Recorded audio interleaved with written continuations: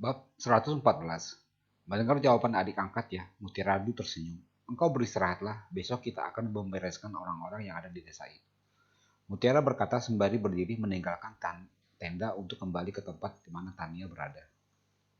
Tugas Mutiaradu bersama 3 keluarga besar lainnya adalah mengawal Tania Lu. Rejang yang duduk berkata, "Ayah, serahkan mereka padaku dan istriku. Besok mereka tidak akan bisa mengganggu perjalanan kita ke utara." Franklin mengangguk lalu dia pun berkata, "Usahakan tidak membunuh mereka. Walau bagaimanapun mereka hanya prajurit." Rejang mengangguk. Dewi Ye pun bertanya, "Sebelum Fajar kita berangkat ke sana. Engkau bereskan yang berada di desa, biarkan aku membereskan yang berada di gunung." Mendengar itu, Rejang tersenyum mengangguk. Semua sepakat, Rejang dan istrinya yang akan membereskan satu kompi pasukan itu. "Engkau dengar bagaimana rakyat utara ingin bergabung denganmu?" tanya Franklin.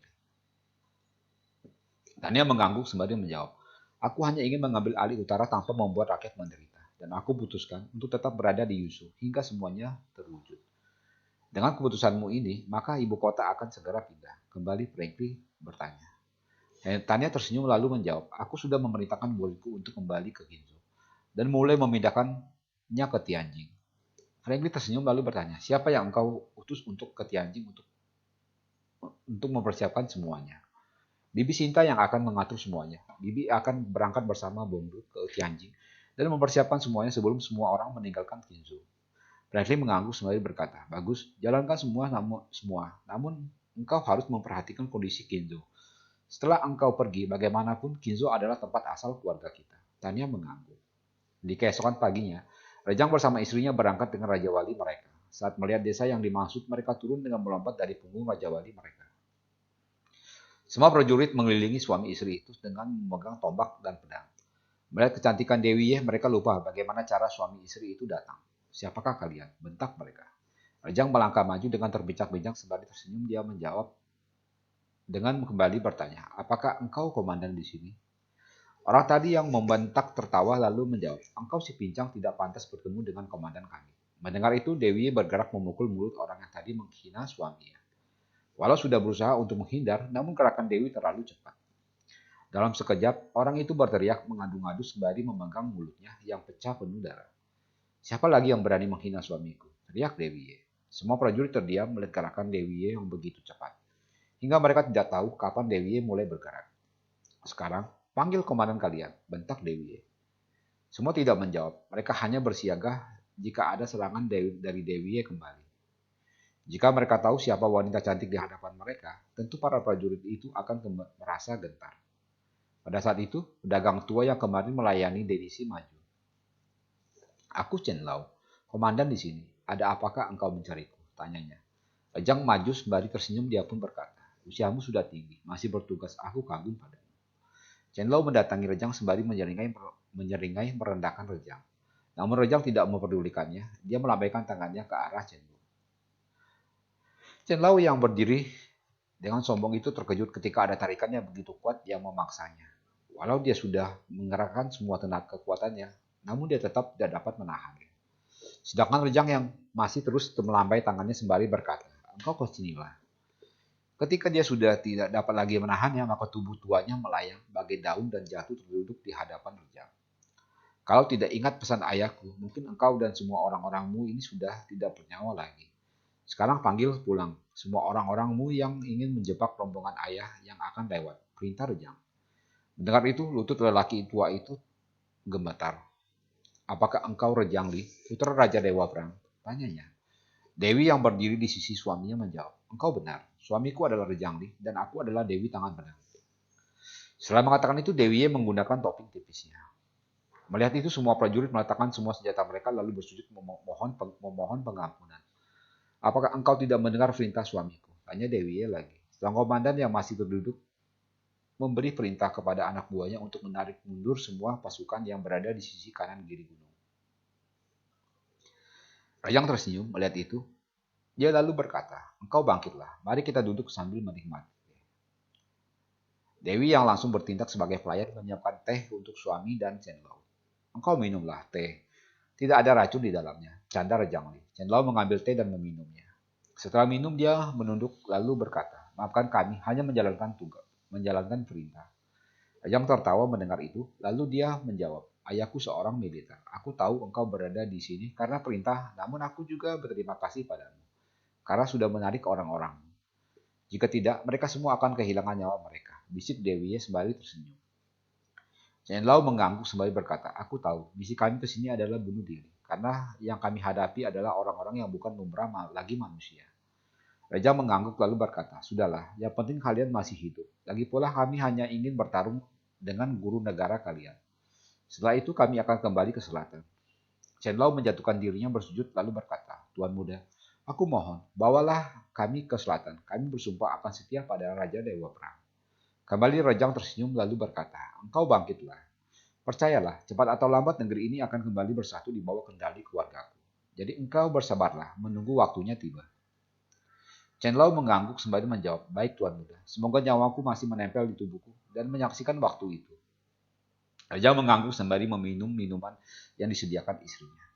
Apakah Nyonya Muda benar Dewi Tangan Pedang? Tanya Chen Lao menatap Dewi yang cantik. Rejang tertawa lalu menjawab, istriku bernama Dewi. Di barat dia adalah nenek-nenek tua, rentah jelek dan bau yang dikenal Dewi Tangan Pedang. Mendengar ejekan suaminya, Dewi berdiri lalu menjawab, walau aku menggunakan topeng, namun aku tidak jelek apalagi bau. Rejang kembali tertawa sampai memegang perutnya. Melihat itu wajah Dewi makin buruk. Rejang yang sudah berhenti tertawa lalu berkata, aku bercanda. Walau engkau menggunakan topeng, namun wangi tubuhmu tidak bisa menipuku. Buktinya, di puncak Wutai, aku langsung mengenalimu karena wangi tubuhmu itu. Mendengar pujian itu, Dewi tersenyum penuh kebahagiaan karena jarang sekali bahkan hampir tidak pernah dia mendengar Rejang memujinya seperti itu. Candaan suami istri itu sudah menjawab pertanyaan Chen Lao dan juga anak buahnya. Mereka tahu kejadian di puncak Wutai bagaimana panglima besar mereka kalah oleh nenek Dewi Tangan Pedang.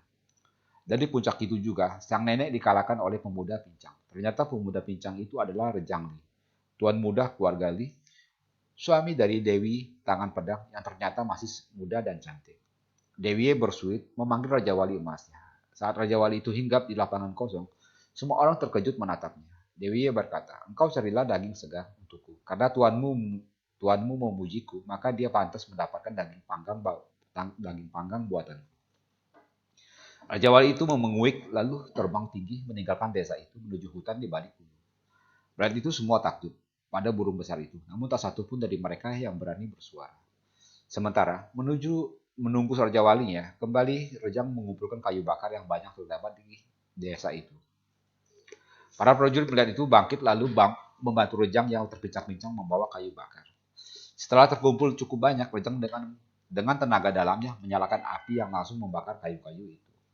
Kembali demonstrasi Rejang membuat semua prajurit membuka mata mereka lebar-lebar. Setelah melakukan itu semua, Rejang kembali ke kursinya. Bab 115. Tak lama, dua Raja Wali kembali membawa masing-masing rusa besar di kaki mereka. Rusa-rusa itu masih hidup, maka Rejang meminjam pisau dan menyembelihnya secara muslim. Setelah itu, menyerahkannya kepada prajurit yang mengulitinya. Tak lama, kemudian dua rusa yang dibakar utuh sudah berada di atas bara api yang menyala merah. Rejang yang masih duduk ditemani istri dan Cheng Lu masih asik berbincang. Sementara itu, para prajurit bergantian memutar rusa itu agar matangnya merata. Pada saat itu satu tubuh melesat dan berhenti di hadapan Rejang. Setelah memberi hormat, orang itu pun berkata, Tuan Muda, Anda sudah di sini. Rejang tersenyum mengangkat orang itu agar berdiri. Paman bangkitlah, duduklah sebentar lagi. Rusa itu matang, maka kita makan bersama. Orang itu adalah Randu yang mendapat laporan dari adik-adiknya bahwa ada prajurit yang akan menjebak rombongan. Setelah bangkit, dia duduk lalu berkata, aku mendapat laporan bahwa banyak prajurit utara yang ingin menjebak Tuan di sini. Raja tersenyum lalu menjawab, mereka semua adalah prajurit itu. Dan paman juga tahu, bukan? Mereka hanya menjalankan tugas, walau tidak ingin melakukannya. Chen Lao menatap Randu lalu bertanya, apakah engkau Randu, panglima besar dari selatan? Randu mengangguk. Melihat itu Chen Lao menjatuhkan dirinya diikuti semua anak buahnya. Terimalah hormat kami, panglima besar. Chen Lao berkata dengan sedikit gemetar. Randu mengangkat Chen Lao sembari berkata, engkau bangkitlah, dan juga kalian semua. Setelah Chen Lao bangkit, dia kembali berkata, aku bersyukur engkau menyadarinya. Jika tidak, maka aku akan turun tangan menghabisi kalian semua. Rejang tertawa lalu berkata, sudahlah, rusa itu sudah matang, mari kita makan dulu. Dia menggerakkan tangannya, maka seekor rusa melayang ke mejanya.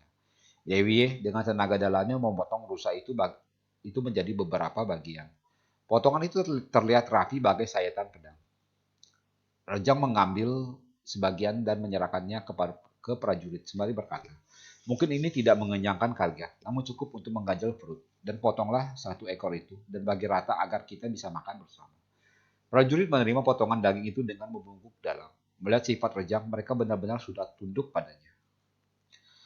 Setelah semuanya siap, maka Rejang memulai menyantap 2 ekor rusa itu bersama para prajurit. Randu mengeluarkan anggur dan membagikannya pada Chenlo. Sedangkan Rejang hanya meminum air putih yang disiapkan oleh istrinya. Setelah selesai, Randu bertanya, bagaimana Tuan Muda dan Nona bisa tiba di sini lebih dahulu? Dewi yang menjawab, informasi ini dari putra paman Denisi yang memberitahunya. Maka kami berdua berangkat lebih dahulu ke sini. Apakah Denisi pemuda berpakaian warna hijau? Tanya Chenlo. Dewi mengangguk. Melihat itu Chenlo tertawa sembari berkata, sungguh aku tertipu oleh penampilannya. Ternyata dia benar-benar dari selatan. Mendengar itu Dewi pun berkata, engkau patut bersyukur tidak mengganggunya. Jika kalian mengganggunya saat dia mampir minum di sini, maka aku jamin kalian semua sudah tidak bernyawa. Aku yang melarang dia menjatuhkan tangan membunuh prajurit utara yang mengintai. Tambah Randu. Dewi tertawa lalu berkata, Paman, engkau mirip ayah. Kami pun dilarang untuk membunuh prajurit yang berada di desa ini. Randu tersenyum lalu berkata, karena Tuan adalah militer, sama denganku. Maka aku tahu, mereka semua ini hanya menjalankan tugas seperti kata Tuan Muda tadi. Walau mereka tidak ingin, namun harus tetap melaksanakan perintah. Chenlau dan anak buahnya mendengar penjelasan itu menjadi mengerti. Untung mereka tidak mengambil tindakan pada Denisi kemarin. Kekaguman mereka pada Randu dan Frankie semakin besar setelah mendengar penjelasan itu. Pada saat itu, rombongan pertama memasuki desa. Melihat Rejang, Randu dan Dewi mereka memukul memberi hormat. Melihat itu Rejang pun berkata, 2 jam lagi rombongan ayah akan tiba. Kalian semua majulah ke depan dan buat garis batas. Karena malam ini kita akan beristirahat di sini.